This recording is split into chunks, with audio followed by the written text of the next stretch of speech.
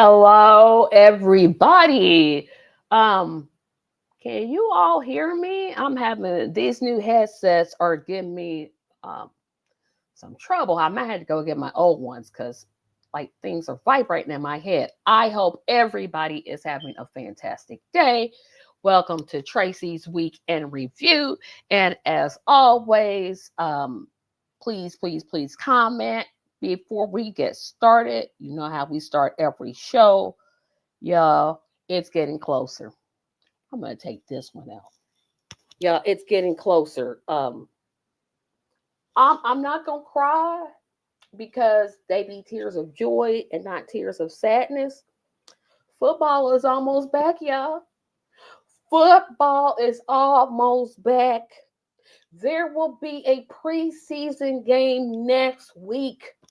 Are you kidding me? This is what I've been waiting for. The start of the NFL season. Um, I'm gonna tell you how many days it's left until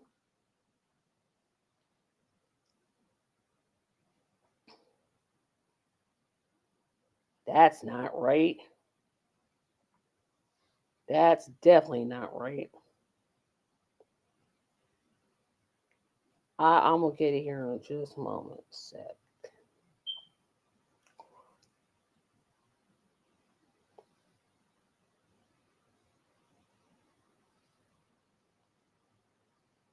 There are 39 days left, y'all. 39 days left until the NFL makes its triumphant return. You don't even like to the non-football fans out there, like you're making a big deal out of it. This is when February ends, right? When the Super Bowl ends, I don't watch the USFL. I can't with that phony football. I can't. I NFL. That's all I watch. I don't watch basketball. I don't watch baseball. I don't watch golf. I don't watch racing. I don't watch any other sport but the NFL. And for me, it's always um what am I going to do? How am I going to keep myself occupied? 39 days. 39 days until the season kicks off. 39 days until a quarterback lines up under his offense, under his center, hikes the ball, either throws it or runs a run pass. There are preseason games scheduled, y'all. There are preseason games scheduled. I don't even know what to say. I'm just so super excited. And I still haven't decided if I'm gonna go live the day of September the 4th. But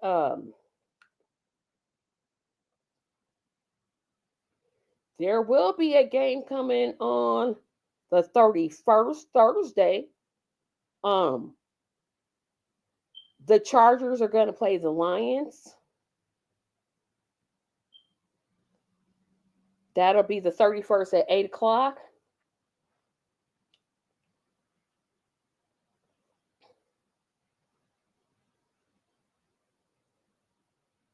I think the Colts play, except I'm just trying to look at the except, oh my goodness, except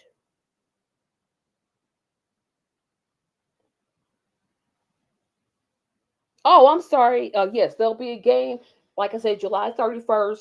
Then the Colts will play Baltimore on the 7th. Then Cincinnati, and that's at 7. Then at 7:30, the Bengals play the Eagles. And then NFL Network, and I'm gonna still call them Los Angeles. Um, they play Seattle. Then there's a game Friday. Then there's a game Saturday. Then there's a game Sunday. Y'all, y'all don't know. I want to cry. It's been too long. Oh, and then college football. Yeah, that's right. College football comes back in September. I think they come back in August. Okay, hold on a second though. Let me see. Excuse me. When does college football start?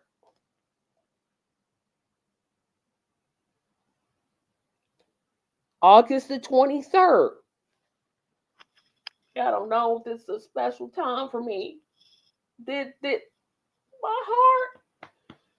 But let's get some bills paid because I did not come here to talk about the NFL season starting. But um, first of all, hit that subscribe button. Subscribing helps me to build towards my goal of 1,000 subscribers. Um, you can easily subscribe. Subscribing is literally free. So hit that subscribe button. Support me on Patreon. Patreon allows me to do what I need to do as far as keeping this channel going. Um, Follow me on Facebook. Um, there's a Facebook page. Hit me up on my merchandise store. And follow me on Blue Sky. And Marlon's the first to check in. Says new job, so I won't be awake. But have a great show. Thank you, Marlon, for checking in. I appreciate it. We've got a jam-packed show today. So I'm going to talk about the deaths of 3 people. Of course, I'll talk about Malcolm Jamal Warner's passing, Hulk Hogan's passing. Talk about that, what that meant to my childhood. Um, I'll talk about that at length. And I'll probably talk about the whole Epstein thing and Trump accusing Obama of treason. And somehow he doesn't remember that the Supreme Court basically gave past presidents immunity. He thought it would only apply to him. And he's going to mess around and find out that it also applies to everyone else. So please remember to put your comments in the comment section so that I know that you're watching. And let's get this show started. So, of course, I don't like to start my show off with bad news, but it seems like I'm the bearer of it. If you haven't been living under a rock, you know that Malcolm Jamal Warner passed last Sunday at the age of 55. He was a victim of drowning while on vacation with his family in Costa Rica. He was just 54 years old. I know to some of the millennials and Gen Y and whatever you all call yourself, everything after Generation X you think is old. Anything Generation X and beyond you think is old, but he was only 54 years old. Just what he meant, and I wasn't like a huge fan of the Cosby Show at all. But his passing, it seemed like somebody in my own family passed. Because say what you want about the Cosby Show, it was influential. We saw the struggles of a young black male teenager on screen, whether he was struggling with his dyslexia or struggling with the fact he had 4 sisters or just trying to be a normal teenager in the spectrum of life, right? And although the Cosby Show really never talked about race, it was always there. And it felt like when I heard about his passing, it was like America's son had passed. And, I know people of all races, whether they were white or black or Hispanic or whatever they were, they watched the Cosby Show and how impactful his passing was. It literally felt like somebody in my own family passed. And I don't know why that is because, like I said, I was not, and still am not, a big fan of the Cosby Show. But again, I understand the impact that the show had in terms of presenting an upperly mobile African American family. That's important. Again, I'm going to say again, wasn't a fan of the show. I thought some of the jokes fell flat. But I still understand the impact of it, right? I still understand, this show meant something to the Black community. Thanks to its spinoff, A Different World, Black enrollment in colleges dramatically increased. It was a show that celebrated literally Black excellence. And that is not seen at all on television today. We're really literally missing a show like that celebrated Black excellence and perpetuated it like it was normal. It was normal for a doctor to be married to a lawyer and be this, like I said, upperly mobile Black family. Um, and the impact is just stunning to me in terms of not only what it meant for us, but what it means for those that came behind us. Because we could tell America, yep, this is who we are. We operate in excellence. We are excellent. We can be doctors. We can be lawyers. We can have children that go to college. We can have problems just like you have, right? And so that's what his role on the Cosby Show was. He struggled with dyslexia, I believe, on the show. Um, his grades weren't always the best, and of course, it was discovered he had that learning disability. But those type of things, I think the TV sitcom is dead. It's just dead. It's done. It's never coming back, and we just got to get used to it. But at that time, it was like the number one show for at least 7 of the 9 seasons that it ran. So it had an impact. It had um,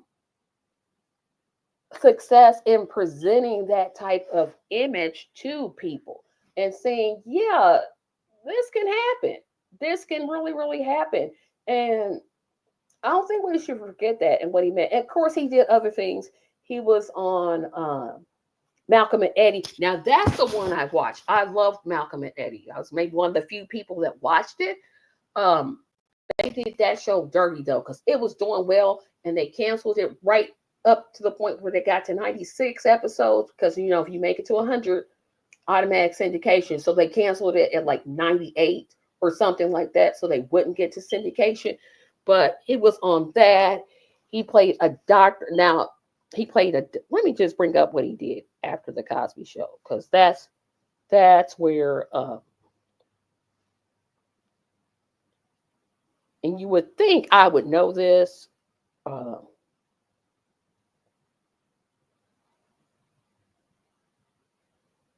you would think we know.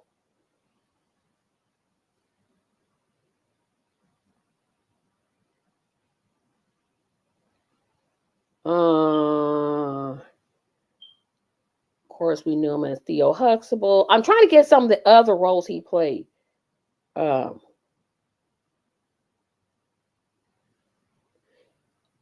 of course, I said Malcolm and Eddie. He was Dr. Alex Reed in the sitcom Read Between the Lines. He was Julius Rowe in Suits. Dr. A.J. Austin in the medical drama The Resident. That's the one that I saw. I watched a few episodes of that. He's also was a Grammy Award winner. Um, he won a Grammy for Best Traditional R&B Performance for the song Jesus Children alongside Robert Clasper, Experiment, and La La Hathaway. Um,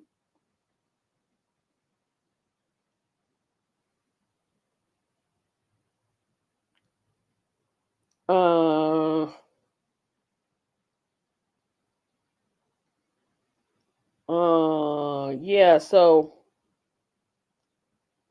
it's just so tragic, right? It's just, and y'all comment, please, because I'm gonna need y'all comments this evening. So if you're out there, you watching, put a comment in, right? Because this this one hurts. I don't know why. Of course, I didn't know him, never met him, but this one just hurts. It's like you're watching, especially when that person is within your age range, especially us Gen Xers, because we're like, we not old.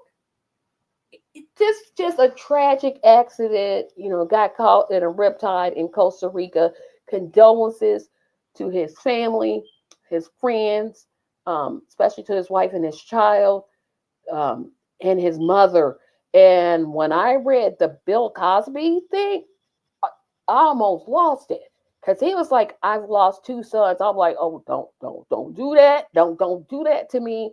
it was tragic. And so, you know, sending condolences to the family and thoughts and prayers, because that grief is something we all experience.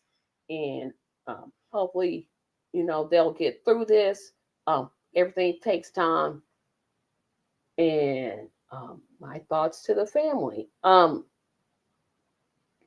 So also that passed this week or last week, Hulk Hogan. Now Hulk Hogan's a little bit more tricky for me. Um, because when I was a child, I really loved wrestling. Really, really loved it. Macho Man Randy Savage, Junkyard Dog, uh, Jimmy Snookerfly, um, Roddy Piper. I love wrestling. Um, and when I learned of his passing, this is another one. Hulk Hogan really impacted my childhood. Because remember, he would always say, take your vitamins and say your prayers. And, you know, he'd always say, what you got to do when these 24-inch pythons come after you?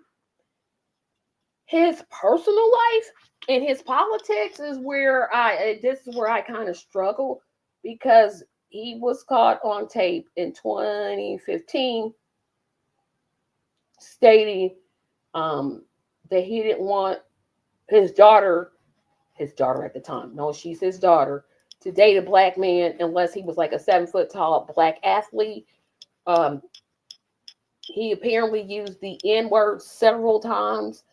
Um, and it's complicated, right? Because usually when someone uses the N word, I just cancel them. Like, okay, you're canceled, white person. Because a black person, okay, I'm probably going to let it slide. If he was black, I'd be like, oh, okay, black people say it all the time. But because he was white and saying it, he doesn't get that slide option, right? He doesn't get to slide. He doesn't get to get away with it, right? He's held accountable for saying the N word. His politics, oh, he was Team Trump all the way. All the way Team Trump. Team Trump was he. And that's, of course, problematic because I think Trump is scud bucket. But it's complicated, right? Because you got this man who I grew up and I admired, watched the cartoon, did all of these things.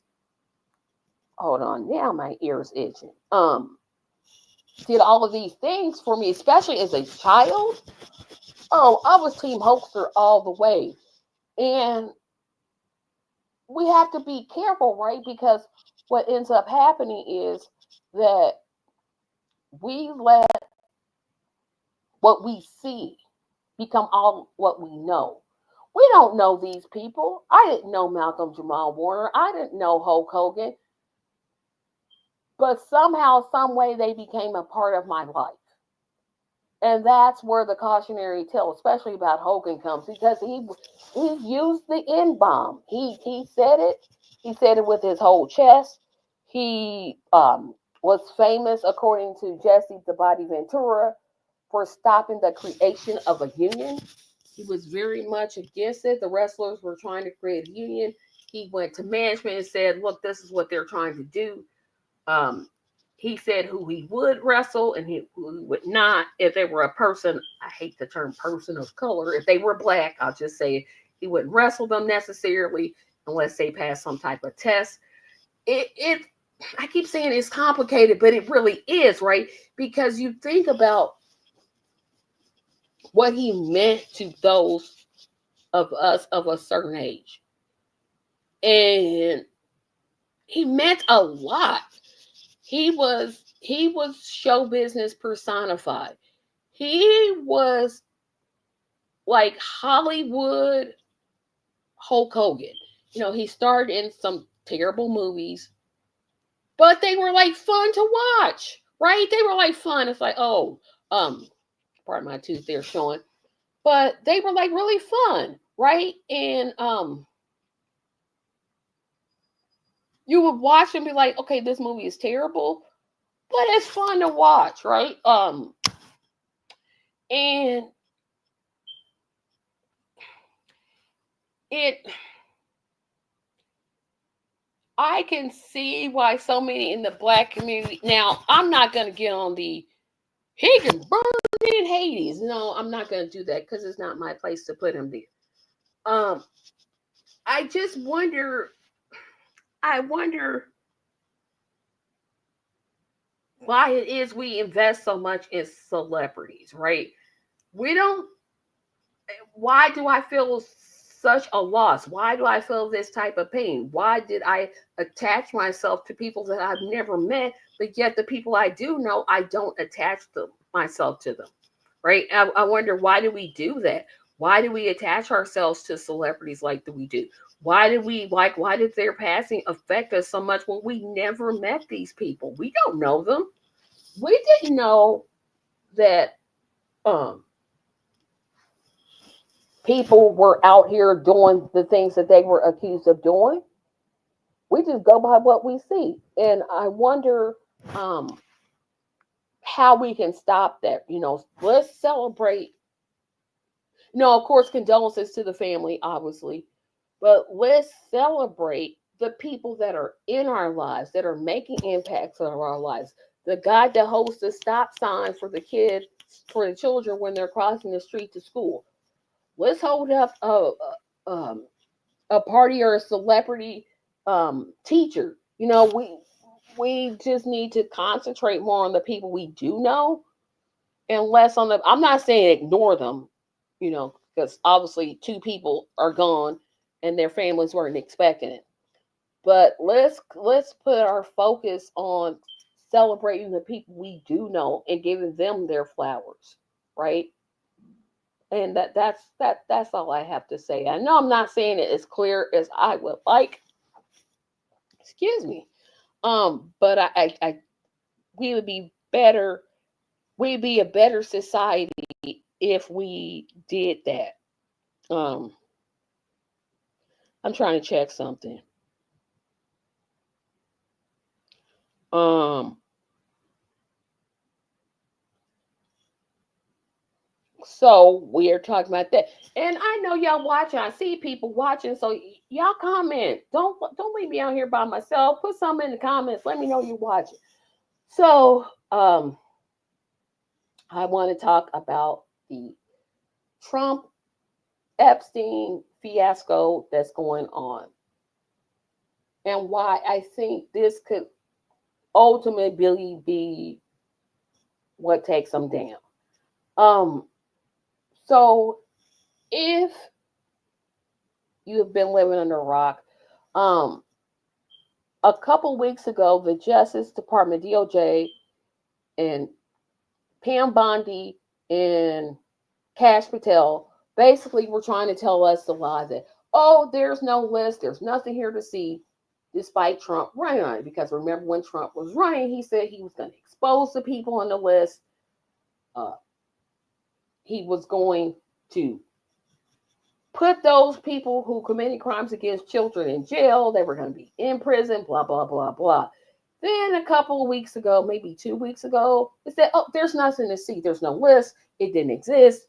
And keep in mind this, just because your name is on a list doesn't mean that you've created a crime, right? Because you could have just visited the island, had a drink, saw what was going on, and then said, "Look, I'm leaving." But there's a little bit more than this, because apparently, Trump and Epstein were way closer than what he was letting on. Um,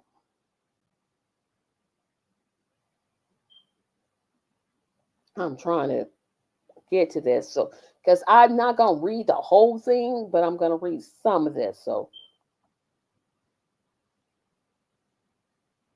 and I can't even screen share no more. Um,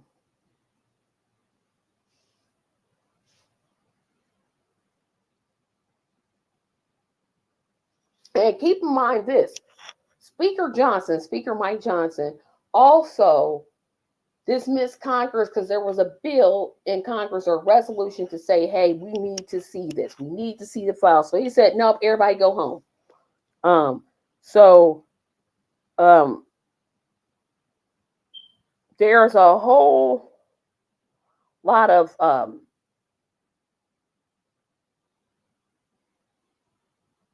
stuff in here, so it's not coming up here. So apparently, this is what I'm getting to. The Justice Department this past May told Trump that his name is indeed on the list. No duh. Really? Um, and there are stories from survivors that basically state this. And I'm really trying to get to this. The Wall Street Journal, who Trump is suing them for, I think, $10 billion because they have been giving some of the best. You know, the Wall Street Journal, that boring paper, they draw pictures instead of taking photographs. They've been doing some spot on reporting. So Pam Bondi told Trump at a meeting that the Justice Department decided not to release more of the Jeffrey Epstein documents because of the presence of child pornography and the need to protect victims. Yeah, convenient. Um,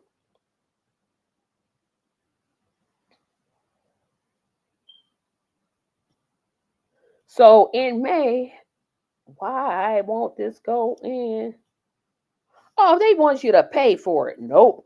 So Bondi tells, hold on a second, guys. Hold on a second.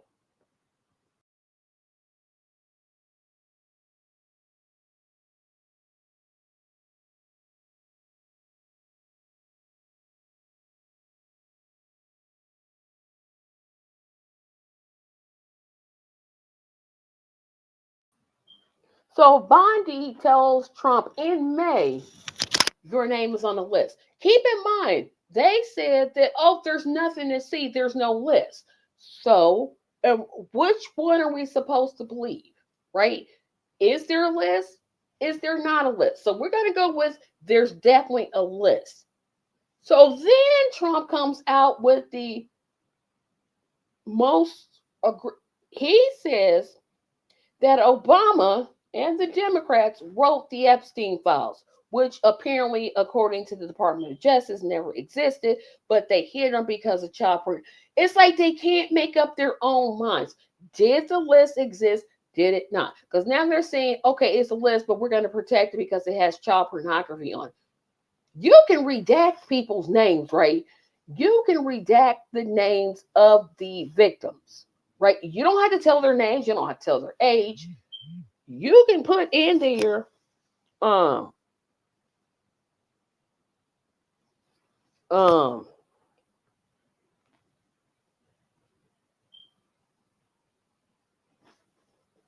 you don't have to tell what their names are, right?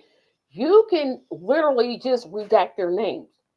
We don't, and I'm pretty sure those young ladies didn't use their real names when they were encountering this.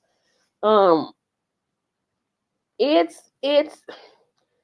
this is just, and I can't even get my thoughts straight because this is the most, human trafficking is probably one of the worst things that you can do to a child, or to anybody. Human trafficking is just terrible, especially when that victim is a child.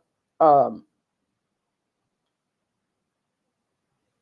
and especially when there was, and remember this also, remember that the first time that Trump ran for president, there was a victim that said, yeah, I was a teenager, he assaulted me, and she was going to come forward, but changed her mind at the last minute when she got death threats. So she canceled that. So I, it's really, I'm trying to get this, I'm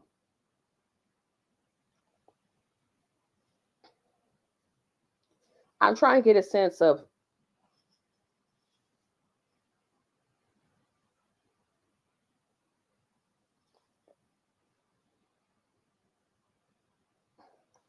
political. So Political reports that this raises. Why do they try to make you buy stuff? The question is like opinion.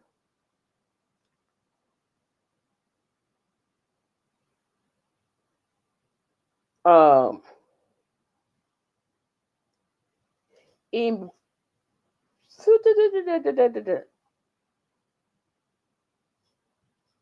okay, da da da da da.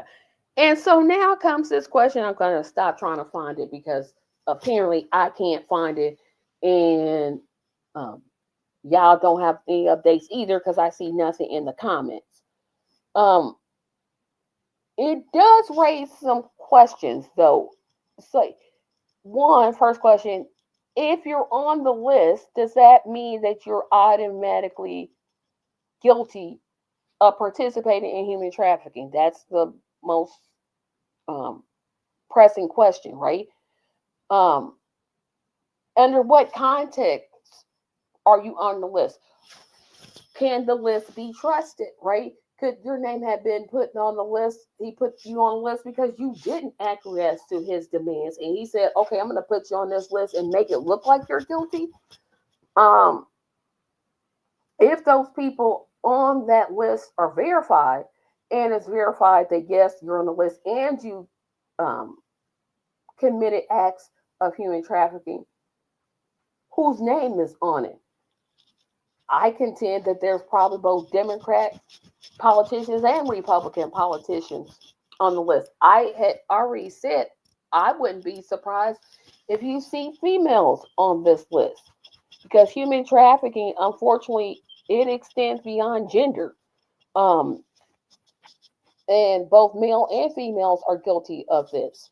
Um, Thank you, Nelson, for commenting. Trump's name is definitely on it. It is. They told him in May. And then the thing that trips me out is like they tried to say, oh, his name isn't on the list. There's nothing to see. Now there's a list. Like, what are we supposed to believe? And I think that's being done on purpose, right? I think it's being done on purpose um, to confuse the public. And I think we have to, I don't know if we'll fully get the full list. I don't. Because beyond politicians, I definitely think there's some in the ruling classes names that are on there. And I'm not talking about politicians now, I'm talking about the billionaire class. Names are on there. Um, and I don't know if we'll ever get the names. I don't know what I want is obviously the people that were victims of human trafficking to receive their justice. I know that. That's what I want. And like I said, to say we're not releasing it because it has child pornography, you can redact things, right? And I think releasing the Dr. King file was supposed to be a distraction, but now people aren't letting it go. Um, Trump knows his name is on it. He should, and he said so many creepy comments.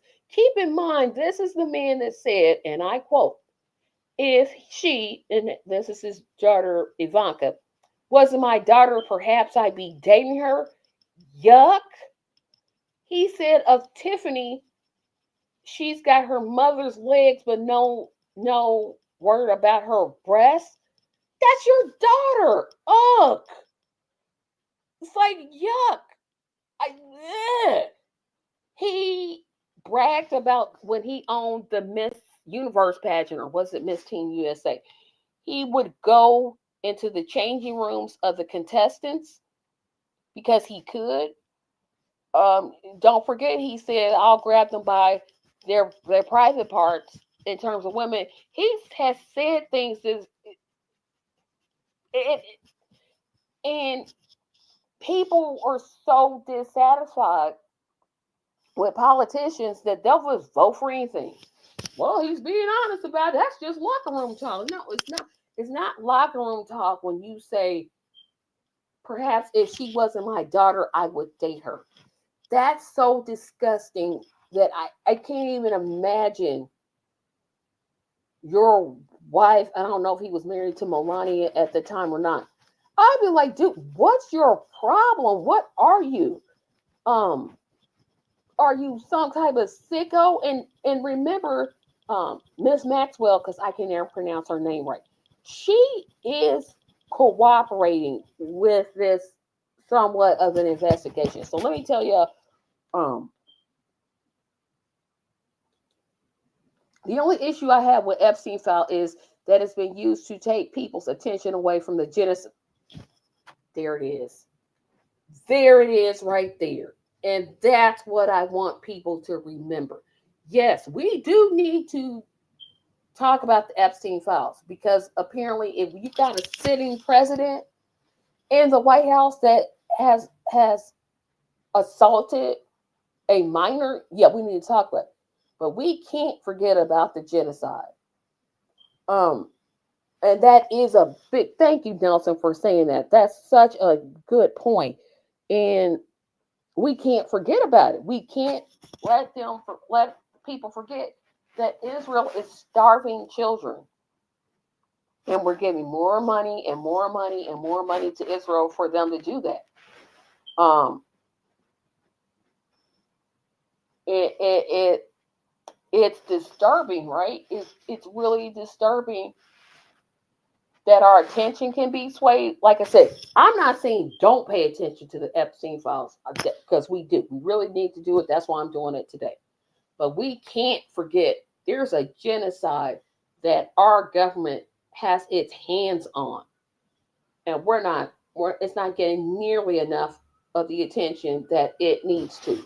Um, we can't tolerate children being exploited by starvation or being exploited sexually. We can't; those things can't be tolerated, and we have to speak up against that. Right? Like I said, human trafficking is a terrible thing. Has anybody given more money to have you seen any legislation that gives more money to stop human trafficking? No, you haven't. It amazes me that we are so quick when it's our person in our party to say, oh, it was okay. Now I'm gonna give the Democrats credit for this because y'all know I don't mean the Democrat Party don't we don't really mix. Because some Republicans to the right have been saying, hey, Clinton's name is on there too, and the response has been what it should be. And the problem is what? Release everybody's name. And that's the way I feel. I don't care whose name. My name isn't on there.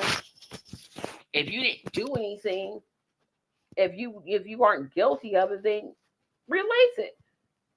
Why is he trying to do these distractionary things? Why is he saying Obama wrote the files?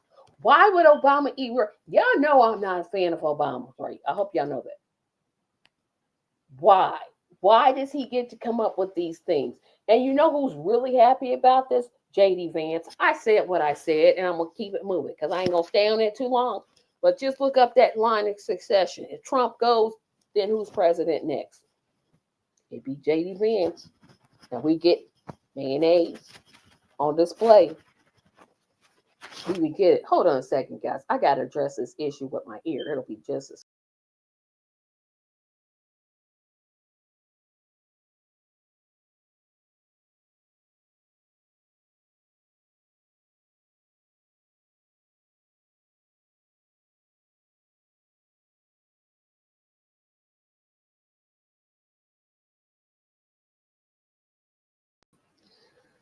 and so we have to start thinking about this. Why? Who's next? This could go as far as, like I said, this is for people that say that Trump is the problem. No, he's a symptom of the problem, right? He's the effect of the problem, right? The problem isn't him. The problem is the oligarchy, the system that's ran by the billionaire class. That's the problem. Trump is just a result of it. Keep that in mind, especially with this Epstein thing. And especially about the issue I'm going to talk about next. So, if you really want to talk about distractions, you got to talk about what Trump is trying to do now. So, Tulsi Gabbard um, came out and said that, wait a minute, because I got to read this. I want to get this exactly right because this was some bonfoonery. Yeah.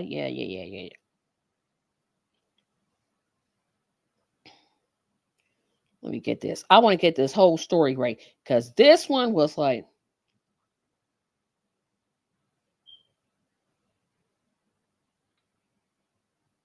okay, let's see. Yeah, when y'all hear this one,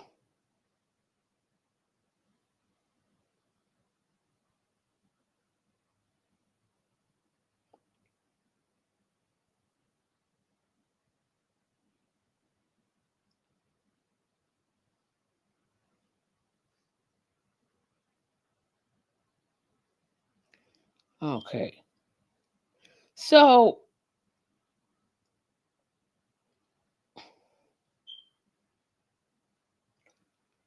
what they're trying to say is that Obama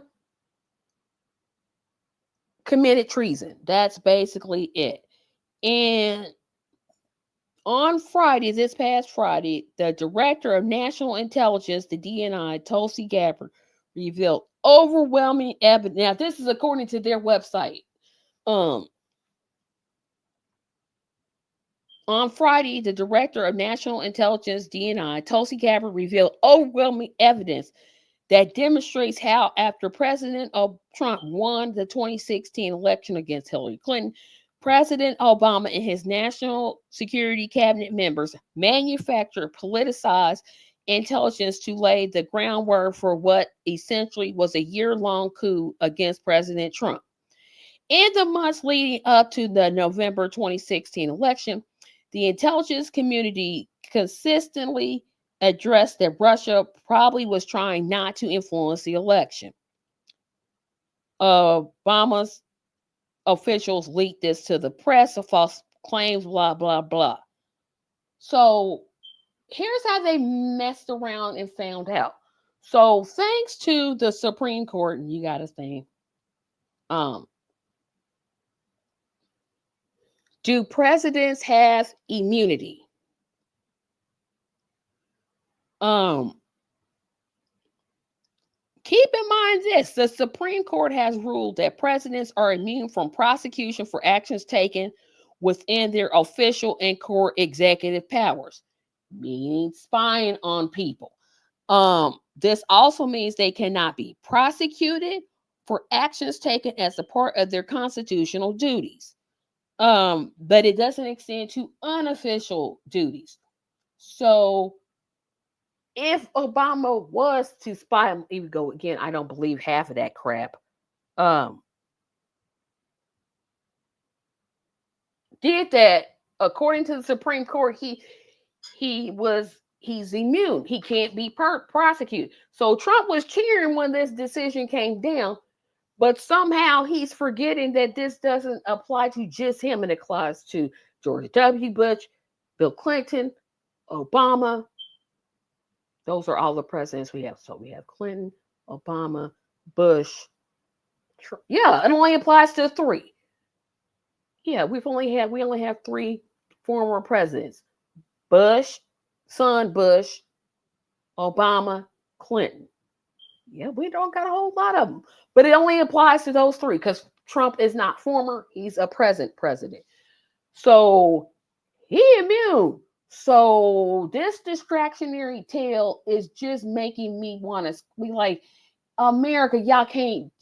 This is the distraction. This right here is a man saying, yeah, I'm on the list. So let me bring up this so you don't have to, so you won't see me on that. Right? That's what he's doing. And so um that's what I think about that. But I wanted to I was gonna talk about Candace Owens being sued, her saying that the first lady of France was born a man. Girl, stop. Um, and if she were male, which I'm not saying she is, I'm definitely not saying she is.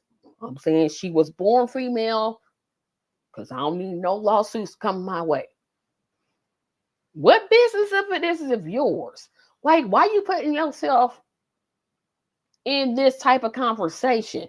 You're exposing some girl, sit down. So I'm not gonna get into that. I won't. But I do want to remind everybody this is the last Sunday without football. Whoo, yeah, this is the last Sunday without football. The Hall of Fame game is the 31st. Oh, it's back. Football is back. I can scream and shout for my team that's coming to Indianapolis December the 22nd. I got my tickets. I'm ready to go. Let's go. Football is back.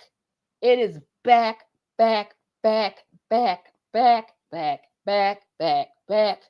And now I can be happy again. Because without it, I had to do this show, y'all. So I want to thank everybody for watching. We'll be back next week. Let's see, the corruption going on in this country is out of control and is being fueled by capitalism. We need socialized democracies to fix it. Absolutely. Absolutely. Um, I'll let it end on that serious note instead of me crying that football is back. Um, thank you all for watching. Join me. I didn't do a t-shirt giveaway, even though I promised it, but I promise I will do one on the Saturday show. And on the Saturday show, we'll be talking about forgotten cartoons of the 80s. Remember to join me for that. Remember to subscribe, like this podcast, share this podcast, tell 5 of your friends. Tell 5 of your friends. Have a great evening. I'll see you all Saturday. Bye-bye.